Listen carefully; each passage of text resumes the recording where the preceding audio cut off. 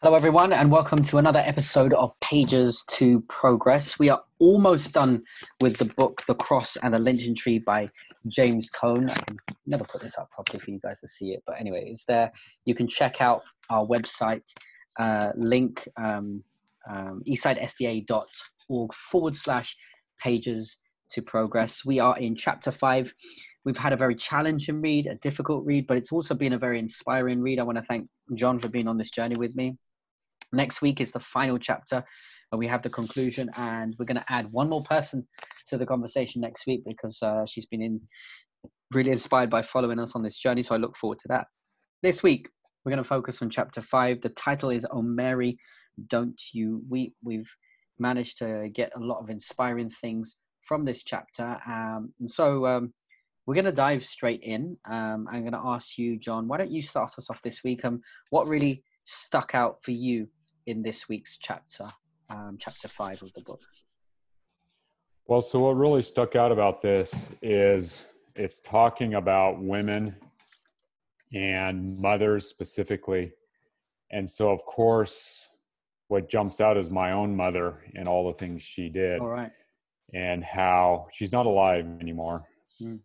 She died quite suddenly about 12 years ago. But she was very much the behind the scenes kind of a person that did that actually was kind of a foundational person in the family that did all the things that needed to be done to keep a family going. And then a lot of times my dad, as the father and patriarch of the family, would get a lot of credit for stuff she got, even as the matriarch of the family. And it's powerful, the influence a mother has, even though a mother doesn't always get all the credit. And Cone talks about mothers in the context of what he's been talking about with lynching and leading into the civil rights movement.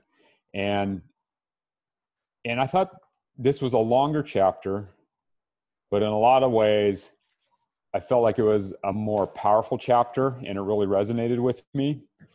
But at the same time, I also felt like it was a little bit out of Cone's comfort zone to some degree, because he has a pretty firm grasp on the Black liberation movement, lynching and the cross, and lynching being parallel things that happened with Christ and was happening with mostly Black men, although it was women in that time as well. Right. But this was a step out of that to some degree. And I felt like he was a little bit out of his comfort zone, but I still felt like it was a very powerful chapter. Right. I'll start out with a quote that I think, at least for me, summarized a lot of the book. And it was early in the beginning of the book on page 125, right pretty close to the middle of the page there, where it says, "The faith of Black women gave them courage to fight, patience when they could not fight, and a hope that whatever they did, God would keep them from sinking down. God was the one reality that whites could not control and whose presence was found in unexpected places doing surprising things." Just to let you know, we didn't plan this, but I actually highlighted exactly the same quote. Yeah, I mean, it was, and as I read, I actually went back and read through kind of the quotes that jumped out at me. And that was the one, even going back, that was like, yeah, that kind of just hit the nail on the head for me. And then he goes through and brings up some examples, but let me shoot it back to you, and what jumped out to you.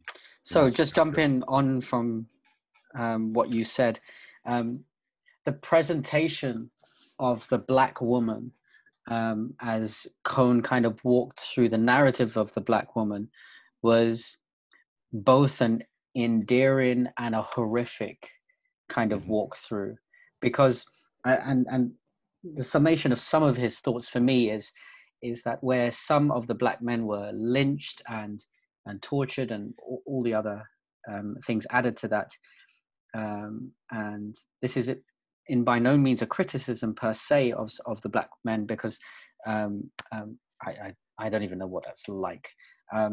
Many black men fled, and they ran away, and they tried to go to different states, and they tried to go to safety. I don't know about their context, but there is a running theme of black women who could not run away. They could not run away simply because they had children, simply because they became the ultimate protectors of the home. And so they essentially had to protest staying right there where they were. And this sacrifice that he tells of their narrative brings out an essence of Christ, which we don't often talk about. And I'll quote this on page 121, which really hit me. The significance of Christ is not found in his maleness, but in his humanity. And that to me struck me so hard. I don't know about you, John. God has always been presented as a male to me, right, as predominantly male. And it's almost inconsistent with, if you look at the totality of the biblical picture of who God is, because there are countless of other places where the attributes of God are female.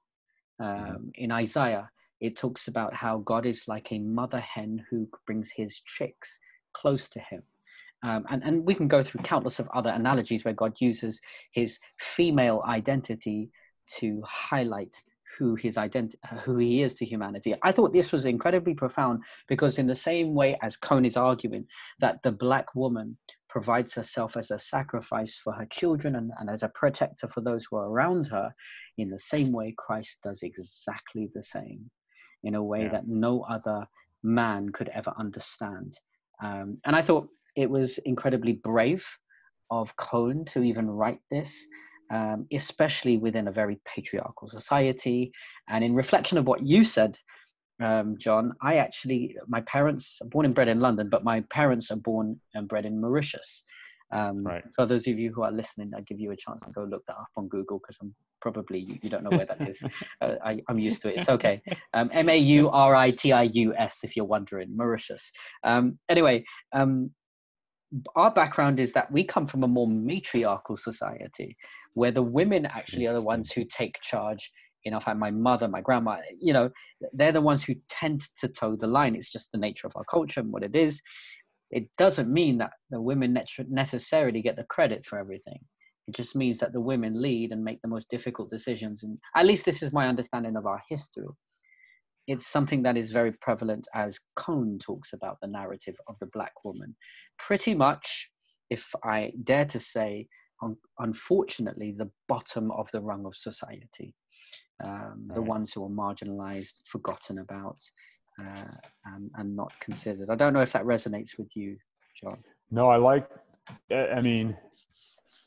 I think it set people back in Jesus' time when he respected women and spent time with them.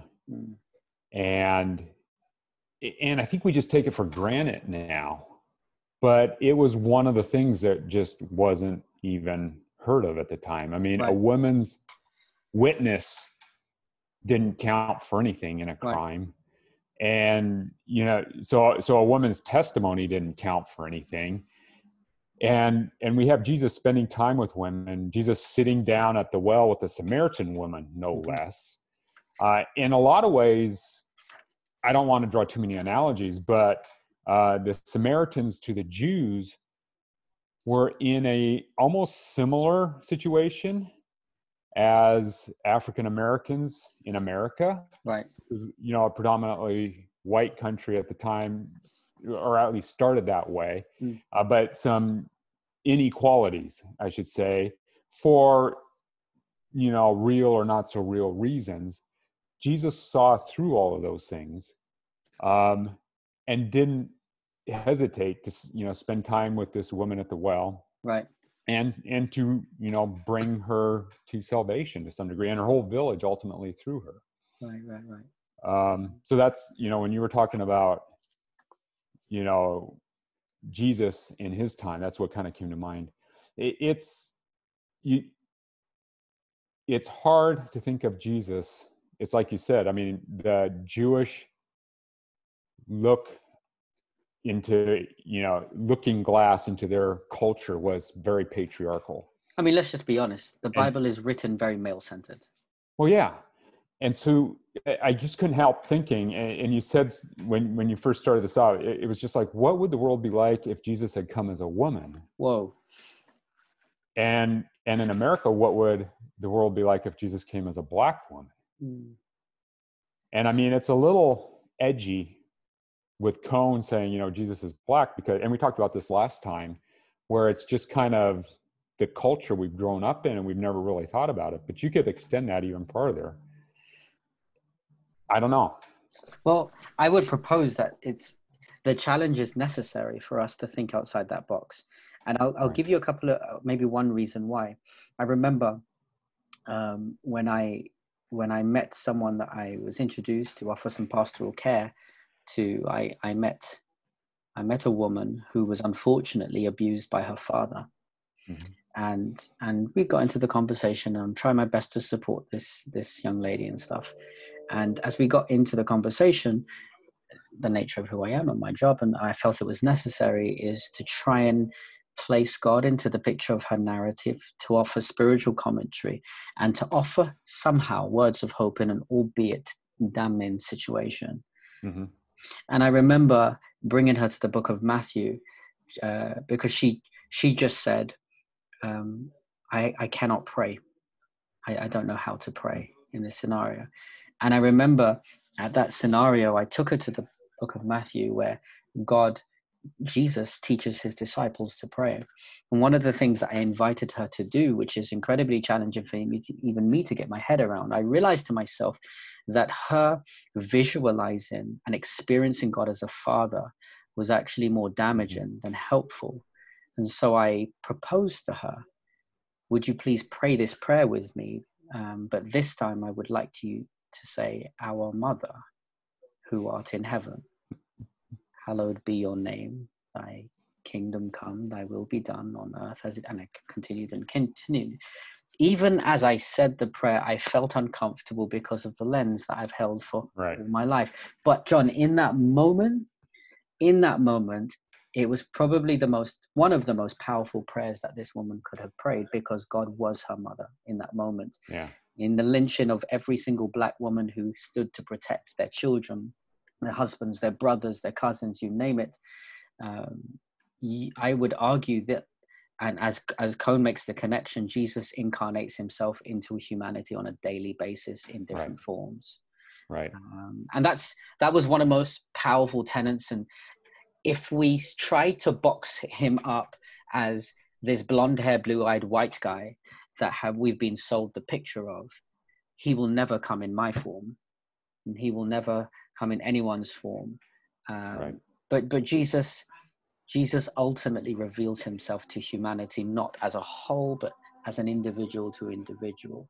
Right. And so yes, I'm with you with the whole, it's uncomfortable, but I too understand that there is a bridge that I need to make, which clearly defines who God is to me and to anyone else who's listening. And I think that once you cross that bridge, this whole book started with, the premise that, Jesus could be black just as easily as he could be white. Right. And the reality is he was Middle Eastern, so he was dark. I think once you cross that bridge, though, you look at a, blonde-haired, blue-eyed Christ, and you're looking at a very narrow view of not only Christ, but what God is and what God can be. Right. And I don't know if you can really go back. Right. No, he's so much more than that. He's all of humanity. Exactly. And I think Cone pushes us to go out of that boundary, 100%. Page 143, to kind of stay on the same kind of tangent, which really boiled me. And I immediately had to just write this down. I don't know if you're laughing because it's the same quote that you There's highlighted just black ink all over this. Yeah. Assuming it's the first paragraph on their 140. Well, this is it for me. 145 or 143? 143. 143. Yeah. This is it. The civil rights movement. This is where I'm at. The civil rights movement was also a woman's movement. Women started it. If Rosa Parks had not sat down, Martin Luther King Jr. would not have stood up. Oh, that destroyed me. And Well, and again, and I have this arrow and it says Jesus, because right, remember where they talk about Jesus and his disciples and the okay, followers, and then, oh, by the way, there were these women right, that were right, going right, right. along Mm-hmm, and supporting them. mm-hmm. And it doesn't say how. I mean, some of them were fairly wealthy women, obviously supporting them financially. But again, it's like I said with my mom, a lot of stuff goes on in the background and you Right, just take it for granted and you don't recognize it. Unfortunately, you right, don't recognize it. And it's a very male thing. And that's why, sure, honestly, we should probably have a woman here going through this chapter to kind of keep us yeah, in the straight and narrow. sure. But yeah, I love that thing. If Rosa Parks had not sat down, Martin Luther King Jr. would not have stood up. 100%. I mean, even as you mentioned it, I think about a biblical example, and then I think about an Adventist example, which I'm coming to. The biblical Oh, example, interesting. yeah, the biblical example is who was the first evangelist for the Gentiles in the New Testament? And it was the woman by the well. Right. She was the first one who was sent to the Samaritans before any disciple, before anyone. And in order for Jesus to even be placed in a position to pass the baton on to this woman, Samaritan woman by the well, Jesus essentially had to get rid of his male-centered disciples to effect Mm-hmm. the work. And there seems to be a running theme of where we have to almost derobe ourselves of the preconceived ideas, assumptions, misogyny, maleness of our visual nature of Christ. You're 100% right, John, and it's a shame because maybe I'm going to put it on us, me, for bad planning, and there should be a woman in this conversation to help grant us perspective. But I would even propose even further as a challenge to us. There shouldn't be just a woman in this conversation.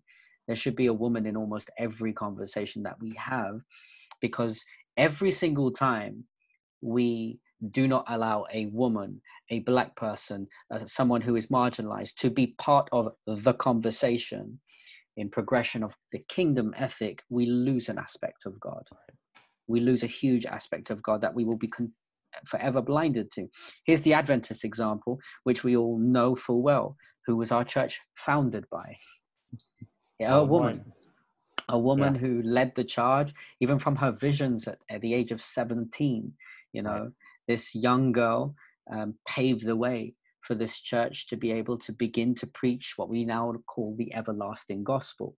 And these are some of the elements upon which we've almost relegated.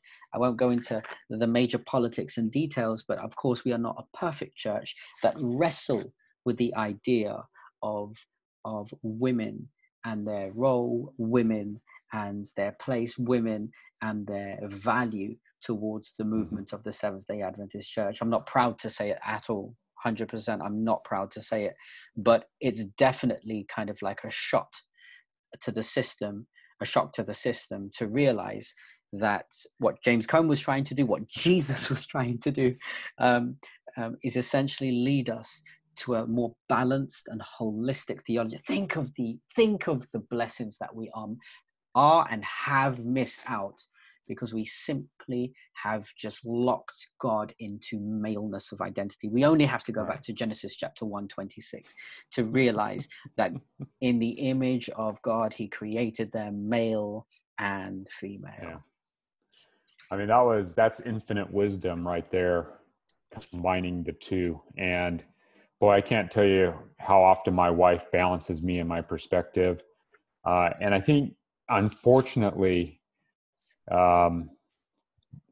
especially in America, it's still very patriarchal. Mm-hmm. And boy, I can't help thinking a lot of the problems we're having politically could be balanced out so well if there was more of a partnership, like a spouse thing. And maybe there is, and we just don't see it. But certainly if there was a little bit more equality and representation as far as male and females in the leadership of this country. Yeah, and you hit a really important point, actually, which I'll just jump in. It's not about diversity, it's about representation. Yeah. The difference is diversity is including people into the picture, but representation is giving someone a voice. Right. There are many people who are invited to the table, but not allowed to speak. And it defeats the purpose. And in the name of diversity, we propose that we are a well-rounded organization. Okay. But actually, the challenge here is, because if again I go back to the woman, that's the Samaritan woman, and even now I'm going to touch on it when we talk about Billie Holiday, as she kind of half stole a song from who, I can't remember.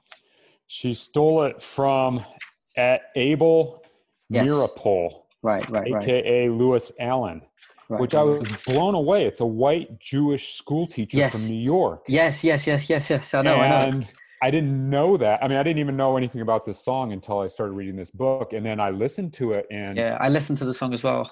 It blows me away. I mean, talk about a powerful, powerful song that you know I've just never heard of. And then to find out that it actually started, it was in the 1930s. I don't have an exact date. Right. From a response to a lynching that happened. What was it? Two people were lynched in Indiana in 1930. Right. And the song we're referring to. Are you going to read it? Yeah, it's Strange Fruit. Okay. You want me to read it? Go for it. Wow, it's powerful. I mean, southern trees bear strange fruit, blood on the leaves and blood at the root. Black bodies swinging in the southern breeze, strange fruit hanging from the poplar trees. Pastoral scene of the gallant South, the bulging eyes and the twisted mouth. Scent of magnolia sweet and fresh, then the sudden smell of burning flesh. Here's the fruit for the crows to pluck, for the rain to gather, for the wind to suck, for the sun to rot, for the trees to drop. Here is a strange and bitter crop. So, in reference to what you're saying about the original writer, I'll jump to page 138 to quickly add some context to what you were talking about. Sure. It was fitting for a Jew to write this great protest song about burning flesh, because the burning black bodies on the American landscape prefigured the burning bodies of Jews at Auschwitz and Buchenwald. Strange Fruit was also an early cry for civil rights, a prophetic call for blacks to take up the cross of black freedom, because no one was going to carry it for them. You make an excellent point, but that is the essence of the power of what true allyship is when we talk about this, because we're reading this with the wrong lens of thinking, why is a Jew standing up for the black people, for black people? That's my initial wrong kind of basis. And I guess I felt like God was challenging me in that sentence to just reword the question completely. Why not? Why can't a Jew? Why shouldn't a Jew stand up? And more importantly, is it's a Jew before the Holocaust. Right. And so it would make a lot more sense for a Jew after the Holocaust to say, yeah, well, we experienced this is wrong, and this needs to be, righted. And here's the power, because I don't know if you've heard of that poem that goes around. I'm not going to quote it well, but first they came for the Jews, and we did not speak up. First, then they came for this, and we didn't speak up. That poem, I don't know if you've heard it before, but here is an example of just forget a Jew, of someone who recognizes injustice and decides to speak up. The job of destroying white supremacy and racial injustice is not a black job. It's a human job. It is the job of all of us. It is not, oh, that's black people deal with that problem. Oh, Jewish people deal with that problem. It's a human thing upon which we as Christians, as a church, are called to attention to say, right, we need to step up and actually speak and say something on the matter. So I thought that was incredibly powerful. Yeah, no, I did too. And I think you're onto something. um, it, it's a matter of recognizing something that's wrong and then doing something about it. Right. And it's action. And we serve a God of action. And not doing something has been the biggest problem I think we've had with what's going on with the Black Lives Matter. Mm. Because things in America didn't start out right, Mm. and they didn't get corrected early on. I mean, the writer of the Constitution was a slave owner. Right. And most of the founding fathers were slave owners. But the You're going to get me started on your concentration, American national anthem, John. so much of the focus was on getting this country separated from the British. Right. And keeping it separated and keeping it alive and well. Who, by the way, were the greatest teachers of white supremacy. Yeah. Well, okay, we'll get to that in a minute, maybe. But that we put equality, even though we said that all men are created equal, right? We put true equality, at least for African Americans, on the back burner. Mm-hmm. And then even through the Civil War emancipation, it moved to the front burner, but then there were other issues too, and it kept getting pushed back, and it never got addressed. Right. And it's, in my mind, it's a travesty. It should never have happened to begin with. There were opportunities to correct it when it happened. And now we're dealing with problems now because it never got corrected, and it needs to be corrected. And I don't know how. And this is someone who is the problem. You know, I'm a white American that's always been somewhat entitled and lived a very comfortable life away from the South. I've never been part of, a lot of what's going on in the South and what has been a problem for the whole time. I think the irony and the interesting thing, and I'd like to hear your opinion on, is because there was slavery in Britain. Yep. And it got addressed and taken care of early on. Is it still an issue? Is there a Black Lives Matter problem in Britain like it is in America, or is it very specific to America? Okay, so thanks for asking the question. I first of all, I would say that it's not something that was dealt with. This is not something that was, we no longer deal with. Part of it was addressed, and we had lots of abolitionists who so-called provided physical emancipation, but not political emancipation. And a lot of the stuff, like America, is written into our policies that segregate and push Black people to the sidelines even today. From the British perspective, racial injustice is rampant and still very real in Britain. And I'll go back to the original statement. I said we started this. We brought it over, and we just put flags up in every country. Hence why my home country, my mother's and my father's country, Mauritius, we were a British colony. The first language in Mauritius is English. Huh, interesting. That's actually the first language of the island. It's English. Then comes French, and then comes others, etc. We are still trying to navigate through this. There is a huge Black Lives Matter movement that is also taking place in England, and we're still working through that. Part of the problem of that is a little bit of what you talked about the entitlement and living a comfortable life. And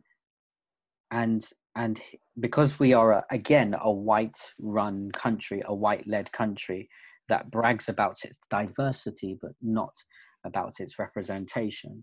And I'll point to page 139 to just support my point a little bit. The struggle to survive in a white supremacist society was a full-time occupation for Black people. But how to survive with one's dignity intact, that was the challenge. And I would say that in relation to your question about Britain, which I'm sure it relates a little bit to America as well, is that white people, if at all, are involved in this, are partially occupied by this problem and not full-time occupied by this problem. Right. Black people every day have to deal with this on a regular basis. and struggle with this on a regular basis. I watched this amazing YouTube project this week called Strangers Meet Without Seeing Each Other. It's quite an ingenious thing. Basically, they got two people to come and sit on a bench facing away from each other, and they have to talk to each other. I think it's with a screen, and find out, just get to know each other. It was quite fascinating. And this one Muslim girl is talking to a Mexican girl, and they're sharing stories about what they're like, and it eventually gets on to the Black Lives Matter subject, and she just basically breaks down, as a Black Muslim, what it's like for her on a daily basis, wondering if she's ever going to come home safe, if her brothers are ever going to come home safe, and if her dad, who doesn't speak great English, is going to come home safe. I think the problem is with a lot of these, I'm going to call them super countries, England and America, is that we're lost in our passivity, and we're lost in the inability to be courageous enough to just call a spade and say, this is what we did wrong. I'll give you an example. Up until 2015, it was just released, I think it's 2015, that we have finally paid back the slave owners compensation for losing their slaves. Think about that for a moment. Like, that's, and you can imagine the ruckus that took place in England when people heard that my tax money, up until the 2015, has been paying off slave owners to recompense them for their economic loss of slaves ever since emancipation. Like, how messed up is that? Like, Black people and people of color, myself, my tax money, my hard-working money went to pay. So when you say the words, we dealt with it, it's just not sufficient to say those words, dealt with it. And I know you didn't mean anything by it, but I'm just giving you a little bit of the context. This week, I heard Joe Biden tweet or comment to say that he was tweeting against Donald Trump, saying this is the first American president that is racist. And Twitter just blew up. Like, the ignorance in that statement is so deep that it proposes the very problem of a white male at the top of society who's oblivious to what is actually taking place. So I don't say that as an attack. I say that as just a realization to recognize, dude, you guys may be vocal, but we're just quietly evil. Right. And it's the whole system is all connected. We're just your cousins. That's all it is. So there's a huge challenge in that. So I want to add to the quote that you had. Sure. Because you ended by saying, but how to survive with one's dignity intact. Mm-hmm. That was the challenge. But the next sentence says, and this gets us back on track a little bit. Sure. Women had the additional challenge. Right. So they're talking about how Black men were struggling after emancipation, but certainly even after the civil rights movement, to earn a living, to support a family, and to be able to do it with dignity. Right. Basically a white supremacy society that America was and continues to be. But it says women had the additional challenge of assuring not just their own survival, but also the survival of their families. Yes. And you mentioned earlier that the men could flee, but the women couldn't. They were tied down by families. Right.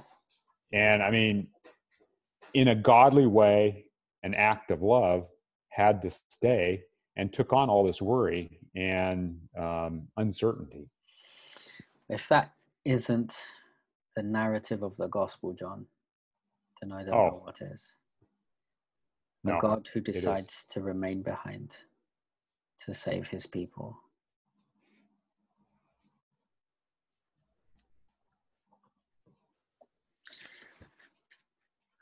It was a very challenging read, but I think it's very clear. The Mary, don't you weep, in this narrative, in this chapter, is pointing us to a God who, after resurrecting, recognizes the pain of loss that Mary has to face, and points her to the hope that one day this will not be like this. Yeah.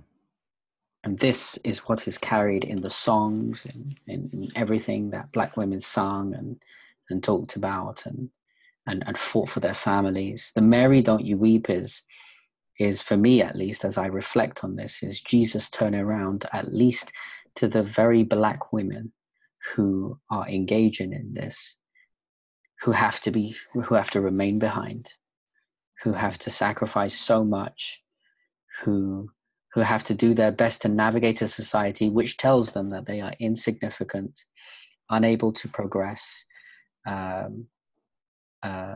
do not fit the societal standards of beauty and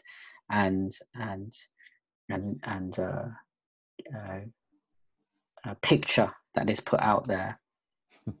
God is saying to them, Mary, don't you weep. I think I'm challenged today to recognize, to take some time to see God as the Black woman and recognize what that actually means. I certainly have to do more work on that and look into that, definitely.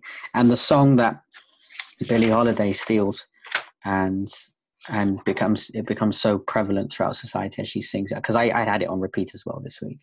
It's almost catchy. You almost forget the lyrics sometimes, and then you listen to it again, and you're just like, these are really deep lyrics. In the same way, took it on as her mission. I mean, that song, she said she'd often end her concerts with. Right.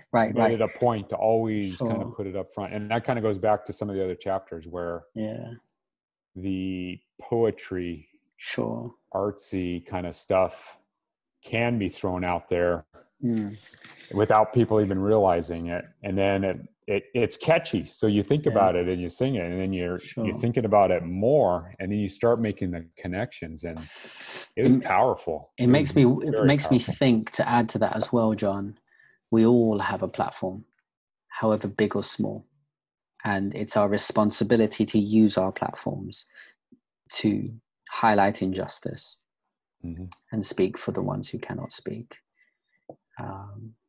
So it was a difficult chapter, to say the least.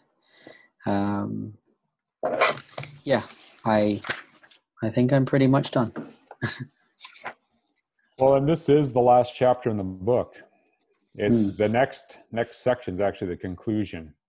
Right. And it's entitled Legacies of the Cross and the Lynching Tree. I haven't read it yet, so I'm looking forward to it.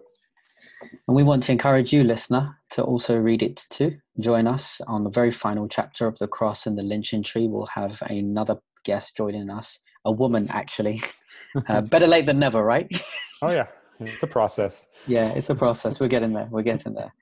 Oh, my days. I think you just accidentally caught me to say process. No, it's process. I'm British. I'm going to fight for my Britishness. We hope that you've been inspired by the conversation that we've spoken about, challenged at least. If you want more information to see the previous videos, jump online to eastsidesda.org/pages to progress. I got it right, progress. It's been a pleasure having this conversation with you, wherever you've tuned in from. Thanks, John, for doing this with me. We want to wish you a happy rest of the week. Until the next time, God bless you.